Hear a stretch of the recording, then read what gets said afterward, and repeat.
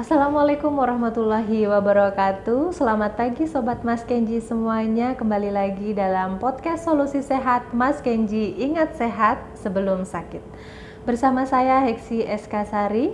Pada kesempatan kali ini bertepatan dengan Hari AIDS Sedunia yang kita peringati setiap tanggal 1 Desember.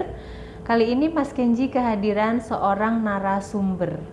Narasumber ini spesial banget soalnya dari luar puskesmas. Biasanya kita podcast kan selalu narasumbernya dari karyawan puskesmas. Sekarang kita kedatangan tamu dari Yayasan Peduli Kasih. Kita sapa bersama dulu. Selamat pagi Mas Untung. Selamat pagi. Selamat pagi. Gimana kabarnya? Alhamdulillah sehat. Sehat selalu ya. Sehat. Amin. Yeah. Alhamdulillah. Semoga Sobat Mas Kenji di luar sana juga selalu dalam keadaan sehat walafiat. Amin. Dan jangan lupa untuk bersyukur. Amin.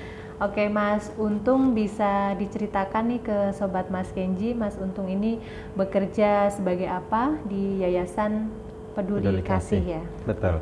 Ya, saya Untung. Saya di sini sebagai pendamping sebaya atau biasa teman-teman tuh terkenalnya jadi PS. PlayStation ya. PS. Okay. Fungsi dari PS itu untuk pendampingan psikososial untuk teman-teman B20 atau HIV/AIDS atau ODIF seperti itu. Untuk Kabupaten Banyumas itu sendiri PS ada 4. Biasanya dua standby di RSUD Margono, kemudian 2 di RSUD Banyumas, kemudian 1 koordinator seperti itu. Seperti itu, Mbak. Oke, jadi Yayasan Peduli Kasih ini kantornya ada di mana, Mas? Untuk kantornya sendiri ada di Semarang. Jadi kita numpang nebeng di rumah sakit RSUD Margono dan RSUD Banyumas untuk standby-nya. Tapi untuk lingkup puskesmas PDP itu kita naungin. Jadi di saat puskesmas membutuhkan kita harus selalu standby seperti itu. Sudah berapa lama Mas bekerja sebagai PS ini tadi, pendamping sebaya? Ya, untuk menjadi pendamping sebaya, alhamdulillah mulai dari Februari tahun 2002, kemudian tapi saya sudah aktif dari 2012 di HIV seperti itu. Dulu hanya sebagai relawan untuk menjangkau, kemudian di tahun 2022 saya aktif menjadi pendamping seperti itu, Mbak. Berarti sudah cukup lama ya, 10 Alhamdulillah. tahun Alhamdulillah. berkecimpung di dunia HIV. Nah, betul. ini pas banget dengan tema kita pada podcast kali ini tentang Hari AIDS Sedunia. Oke. Nah, jadi Mas Untung ini sebagai pendamping sebaya sudah berapa orang Mas yang jenengan dampingi sampai saat ini? Sampai saat ini saya mendampingi kurang lebihnya sekitar 154 orang. 154 ODA. Kemudian tapi mereka dari berbagai layanan PDP. Jadi tidak satu layanan seperti itu. Ada dari RSUD Banyumas, kemudian puskesmas-puskesmas di Kabupaten Banyumas. Kalau untuk Rumah Sakit Margono kita ada pemelotingan. Jadi memang kita untuk saya dan Mbak Asti itu khusus untuk RSUD Banyumas. Kemudian untuk Mas Wasis dan Mas Indra itu dia untuk di RSUD Margono. Jadi untuk pasien Margono kita tidak melakukan pendampingan, walaupun tetap kita melakukan pendampingan, tapi untuk pelaporannya itu nanti berbeda akan seperti itu. Cukup banyak juga ya, 154 ODIF itu semuanya dari Kabupaten Banyumas? Tidak. Kalau untuk yang kita dampingi, kita hanya untuk yang akses layanan Banyumas, walaupun bukan domisili di Kabupaten Banyumas seperti itu. Jadi contohnya dari Purbalingga, Banjarnegara itu kita tetap dampingi, tapi mereka dengan catatan mereka akses di layanan PDP Kabupaten Banyumas seperti itu. Cukup banyak juga ya. Iya. Terus kegiatan sehari-hari Mas Untung dalam pendampingan biasanya?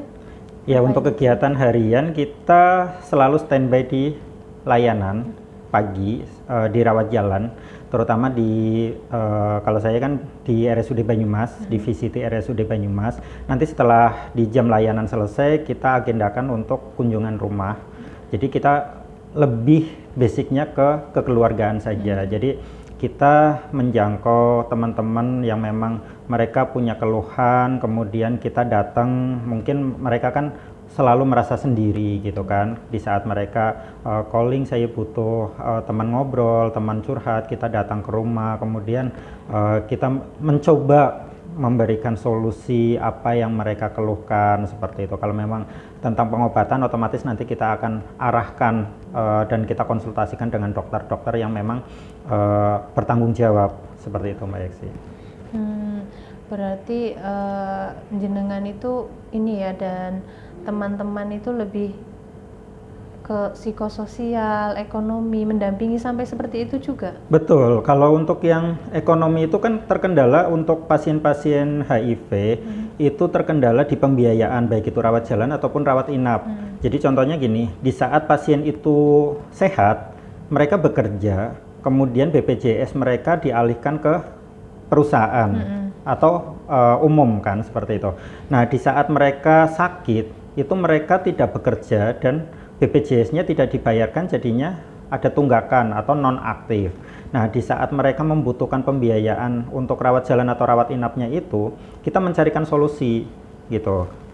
Apakah kita menjembatani lah, intinya seperti itu, biar gimana caranya si pasien ini tetap menjalani pengobatan seperti itu, yang tidak merasa keberatan di pembiayaan, ataupun ya kita gimana lah caranya untuk tetap mereka akses ARV atau pengobatan seperti itu sih, Mbak. Wah, saya sudah bisa membaca nih peran kegiatan Mas Untung ini sungguh sangat luar biasa ya Sobat Mas Kenji ya.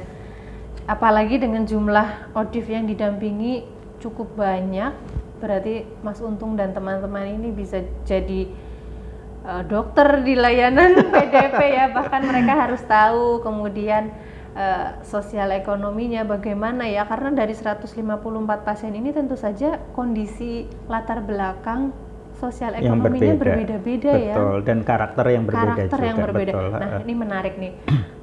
Pernah ada pengalaman yang unik nggak, yang nggak bisa terlupakan ketika mendampingi gitu? Ya, untuk yang pertama kali saya masuk jadi pendamping, itu saya menangani pasien anak yang memang dia lost follow up, karena anak ini dia hidup dengan mbahnya. Dia anak perempuan umur 10 tahun. Jadi mungkin karena mbahnya tidak mengetahui status anak tersebut seperti itu, jadi pengobatannya terputus. Dan di saat memang dia ngedrop, kita dapat laporan dari rawat inap, kemudian kita telusur dan ternyata memang dia pernah akses pengobatan di rumah sakit tersebut seperti itu.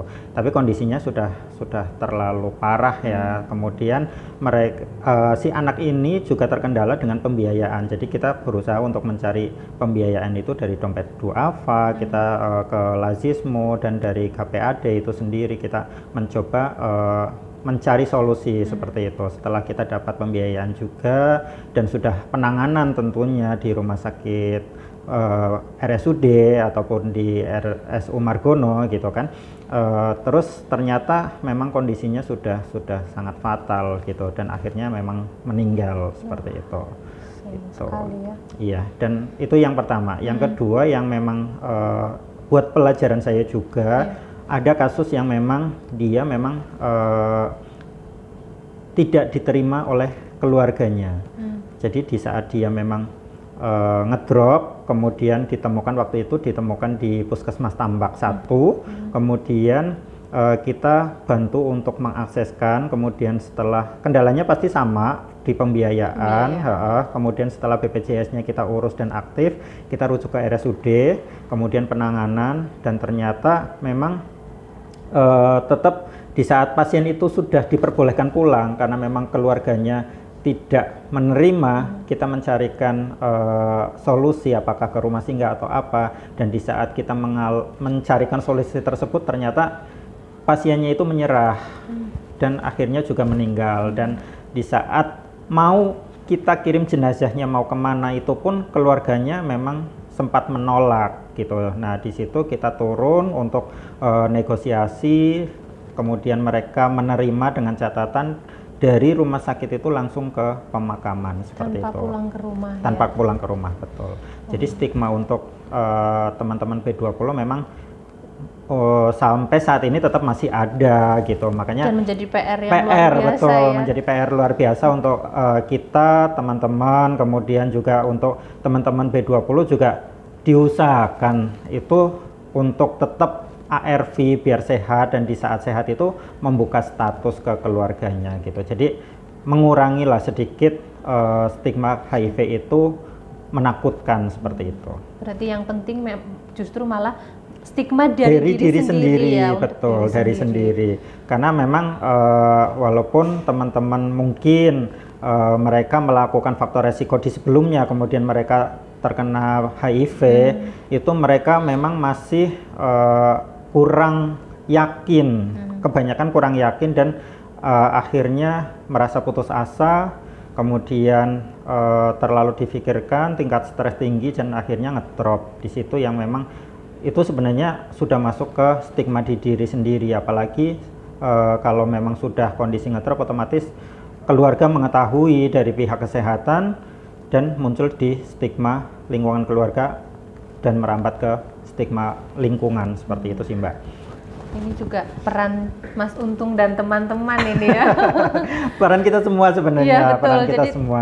Layanan PDP tanpa adanya Mas Untung dan teman-teman itu juga ya tidak bisa maksimal ya Mas ya. Jadi kita, nah ini hari ini tujuan Mas Untung datang ke sini juga ingin menebarkan informasi ya Mas ya, bahwa ada pendamping sebaya, betul. Dan teman-teman Audif di luar sana jangan merasa sendiri lah intinya gitu. Tetap semangat, tetap walaupun sudah sehat itu tetap harus patuh dan disiplin untuk pengobatan seperti itu. Karena untuk ODAVID sendiri kita kan punya target ya, dalam artian CD4 naik dengan kasus viral load yang undetect. Itu untuk kunci keberhasilan pengobatan gitu. Jadi diusahakan juga selalu untuk akses pengobatan itu sendiri ke layanan.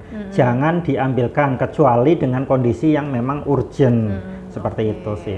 Baik. Jadi bisa diperiksa juga ya oleh tenaga kesehatan, kondisinya, dipantau fisiknya, karena fisik itu kan nggak bisa terlihat ya. Betul. Kalau pasien di rumah yang mengambilkan keluarganya, ya kan nggak tahu kesehatannya seperti apa. Iya. Oke. Kalau dari Mas Untung, kendala pribadi apa nih Mas selama datang ke rumah pasien misalkan? Pernah nyasar nggak? Atau karena kan nggak cuma di Banyumas ya Mas betul. sampai ke Purbalingga bahkan.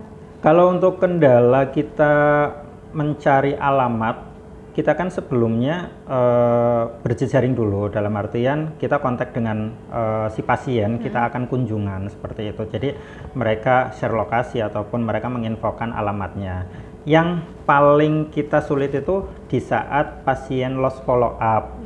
Nah, kita dapat data dari layanan untuk menjangkau mereka, kemudian ternyata data yang ada di layanan itu berbeda dengan aslinya, seperti itu. Ternyata kita jangkau, datang ke rumah, bukan orang rumahnya itu dan bukan rumahnya gitu. Ada ya seperti itu? Banyak, karena pasien-pasien lama itu kan kebanyakan kalau dulu itu bukan menggunakan NIK ya, gitu. Jadi bisa dengan nama samaran, kemudian alamat ya hanya alamat seperti itu aja. Jadi kita kesulitannya untuk lost follow up itu di data-data yang lama sih sebenarnya gitu.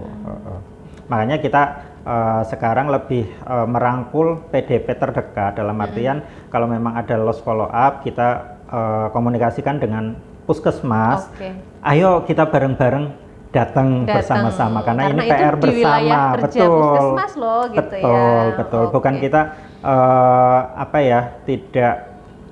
tidak menghargai mereka, privasi mereka, tapi ini PR kita bersama untuk menjadikan mereka itu tetap sehat. Betul. Daripada jauh ngambil obatnya jauh, lebih baik kita dekatkan ya. Betul. Makanya sekarang kan sudah banyak PDP dan ditargetkan untuk semua akses PDP itu bisa melayani pasien-pasien B20 gitu. Jadi tidak ada kendala lagi antara biaya, kemudian transportasi karena jauh, betul. seperti itu. Jadi kalau memang masih ada lost follow up, alasannya jauh, sekarang bisa akses di puskesmas seperti itu. Termasuk sih, di Puskesmas Kemeranjen 1 yang sudah bagus, sudah PDP. Terima betul. kasih Mas Untung, Betul. berkat kerjasama dengan Mas Untung juga, Sobat Mas Kenji.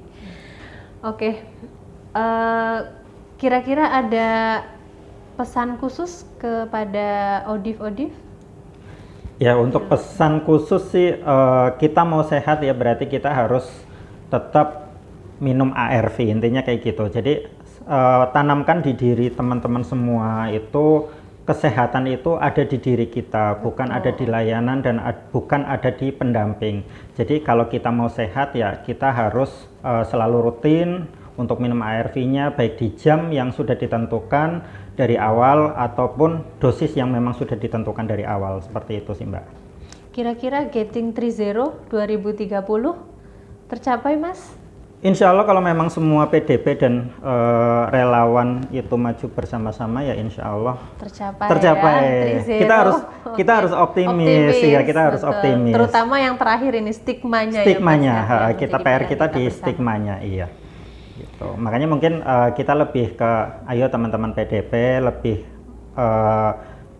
terjun lagi ke masyarakat untuk mengedukasi mereka bahwa B20 itu ya tidak semenakutkan atau tidak seseram yang mereka bayangkan, seperti itu. Bisa kok teman-teman yang B20 tetap produktif dengan catatan ya memang mereka akses ARV rutin dan patuh, mereka bisa sehat dan bisa berkarya seperti biasa sih.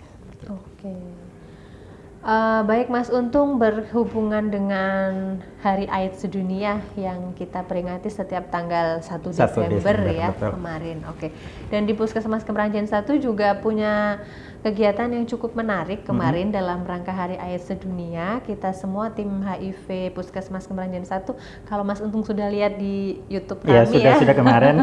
Kami itu ada kegiatan VCT Mobile di objek wisata Bukit Pangunan Indah yang masuk bagus banget. Di wilayah kerja kita juga di Desa Karanggintung ya. Jadi kita satu tim itu sekitar ada 20 orang dari Puskesmas datang ke sana. Sebelumnya kita penyuluhan di pendopo, kemudian kita lakukan VCT mobile dan cukup banyak kita mendapatkan sasaran. Respon bagus ya, bagus berarti. Sekali. Alhamdulillah. Ya. Nah, kalau dari Mas Untung dan teman-teman nih bagaimana kemarin dalam rangka Hari AIDS Sedunia ini? Ya, untuk tahun ini khasnya itu memang diplanningkan untuk VCT sebanyak-banyaknya seperti itu, bukan perayaan yang seperti tahun-tahun sebelumnya memberdayakan ODA seperti itu kan. Kalau untuk tahun ini kemarin kita ada bantu di pabrik PT Semen Bima seperti itu. Untuk VCT mobile kita ada kemarin 100 orang, 100 peserta,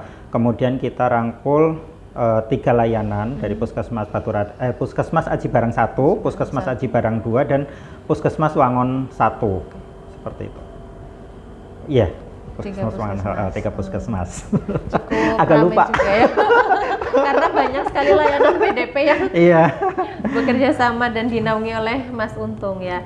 Oke, jadi kemarin penyuluhan dan juga VCT juga ya. VCT juga, alhamdulillah dari 100 peserta, alhamdulillah non reaktif semua.